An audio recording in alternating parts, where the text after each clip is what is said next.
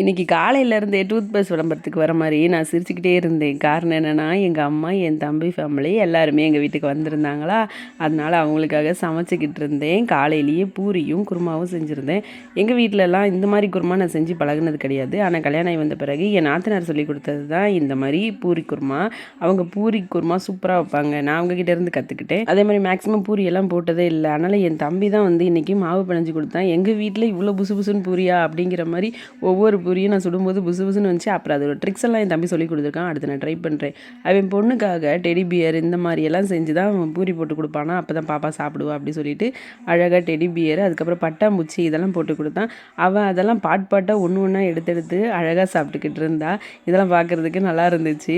அப்புறம் டேஸ்ட்டாக இருக்குப்பா, சூப்பராக இருக்குப்பா அப்படின்னு அப்பாட்ட சொல்லிட்டான். மதியத்துக்கு என் ஹஸ்பண்ட் தான் சமைச்சார்.